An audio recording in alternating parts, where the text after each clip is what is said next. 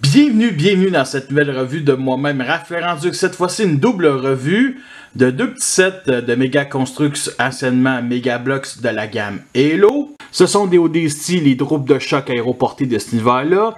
Ils arrivent sur le champ de bataille à travers ces drop pods-là. Ils sont largués en orbite par les gros vaisseaux. Ce sont deux sets qui viennent du DLC Halo Wars 2, un qui s'appelle Opération Stonebreak à gauche et à droite Opération Throne, que je n'ai pas encore joué. Faites-le moi savoir si c'est DLC qui en vaut la peine. Sur chaque boîte, le logo d'Halo avec Master Chief à gauche. On a ici une image du déploiement du drop pod avec un arrière-plan différent sur chacune. 58 pièces, 8 ans et plus. À l'arrière de la boîte, il nous montre bien entendu la gimmick arrêtée. On frappe le sub avec le drop pod et les coutilles s'ouvrent. J'ai hâte de découvrir. Ça a pris 2 petites minutes les construire chacun. Alors pour les couleurs, on retrouve un gris plastique cheap pour les parachutes. Celui à droite, on retrouve un vert forêt ici ainsi que du brun. Et j'aime beaucoup ici le dégradé, admettons, comme si ça faisait plusieurs fois qu'il était droppé. Bien entendu, il est idéal pour se déployer en pleine jungle. Celui de gauche, ben, c'est du gris ici, du gris un peu plus foncé et du rouge. Et bien entendu, il y a l'effet ici de neige pour justement montrer qu'ils sont déployés dans toutes les saisons, admettons. La neige ou de la cocaïne. Je préfère la cocaïne.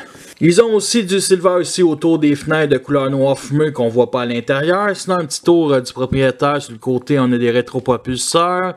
Et à l'arrière, on a un petit 2x4 comme ça, qu'on peut accrocher justement le petit stand pour la petite figurine. Alors la première gimmick, c'est on peut déployer son parachute comme vous pouvez voir à la gauche. Fait qu'on les met droit comme ça. On déclipse la partie centrale et on la lève.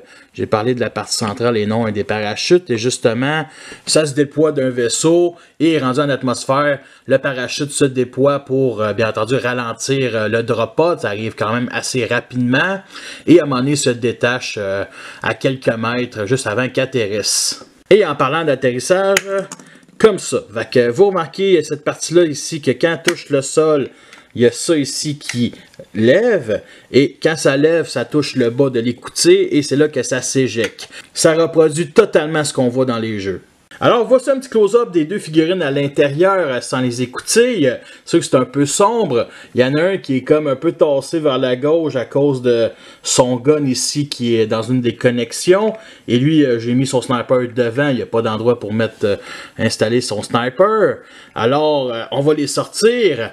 Bien entendu, c'est assez... ouais, c'est ça. C'est ça le problème avec les sorties, c'est que... tout décalisse. Alors pour les sortir sans trop endommager, on va venir couper en deux ici tout le drop pod comme ça. Parfait, on sort le sniper et là on va venir séparer la figurine avec ce qui tient dans le dos. C'est cette partie-là. Vous voyez aussi tous les détails.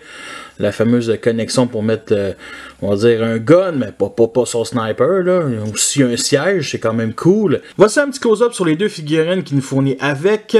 Bien entendu, il respecte aussi les couleurs de base du drop pod, donc lui il est vert et lui il est gris, c'est assez spécial.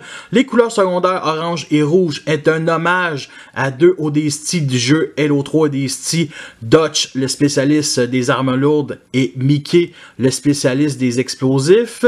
C'est juste assez spécial qui ne fournit pas avec les guns habituellement qu'on voit dans le 3 ODST. Ben lui, une mitraillette avec un silencieux avec la poignée orange, c'est mignon. Mais bon, j'aurais aimé ça un lance-roquette qui nous fournit avec. Et lui, Mickey, un sniper, non. Ça aurait été le fun qu'il nous fournisse avec un Spartan laser ou justement un pack-sac aussi d'explosifs. Mais bon, on peut pas avoir tout dans la vie. Sinon, j'adore aussi les formes des drop pods ici au milieu du torse avec la tête de mort. C'est magnifique, c'est les premiers qui ont ça. Et vous remarquez aussi la petite lampe de poche ici sur le casque qui est le même de Romeo. Tous les deux s'intègrent très bien dans une escouade ODST et un policier.